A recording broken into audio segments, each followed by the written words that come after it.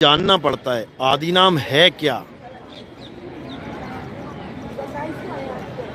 52 अक्षर जीव आधारा, आदि अक्षर यानी आदि नाम जीभ्या से न्यारा।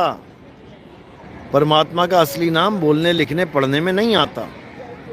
ये जितने भी बोलने लिखने पढ़ने वाले नाम हैं ये सब इंसानों के दिमाग की उपज है। ये इंसानों के द्वारा बनाए गए हैं और इंसान इनको जप जप के सोच रहा मेरी मुक्ति हो जाएगी। कभी होने वाली नहीं है।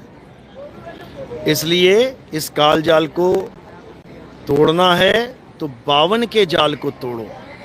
जब 52 का टूटे डोरा, सहजे छूटे काल झकोरा। जैसी 52 का जाल टूट गया समझो काल छूट गया, समझ लो। लेकिन इसको इतना आसान नहीं है छोड़ना। बड़े बड़े ऋषि मुनि पीर पैगंबर औलिया ना छोड़ पाए। एक आम इंसान की क्या हैसियत है।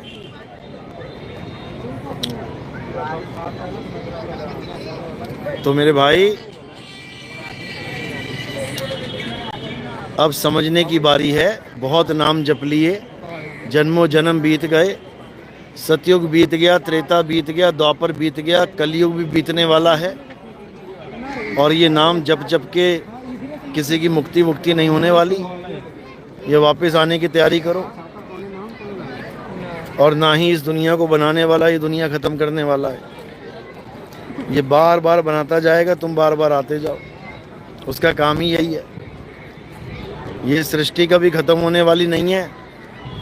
जो सोचते हैं कि मुसलमानों संभल जाओ क़यामत आने वाली है, वो क़यामत के बाद दोबारा शुरू कर देगा।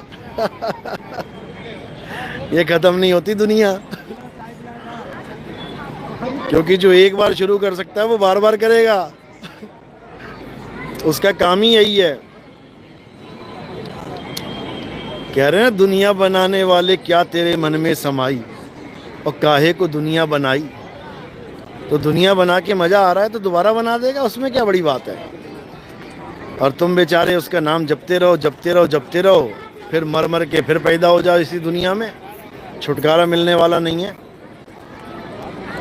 इस काल जाल से छुटकारा मिलने वाला किसी को नहीं है। किसको मिलेगा? जो अपने सत्य स्वरूप को जानेगा, जो काल भगवान की सृष्टि में आना स्वीकार नहीं करेगा।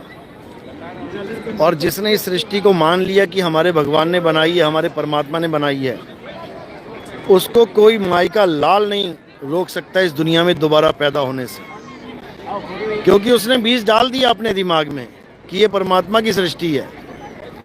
अब वो कहाँ जाएगा? परमात्मा की सृष्टि में ही जाएगा। कोई रोकने वाला नहीं, कोई माई का लाल नहीं जो रोक के दिखा दे। तो मेरे भाई समझ लो बात को। अब अपने स्वरूप को प्राप्त करने की बारी है। बहुत पूजा पाठ कर ली, बहुत हवन यज्ञ कर लिए, सब कुछ कर लिया। अब उसको जानो जिस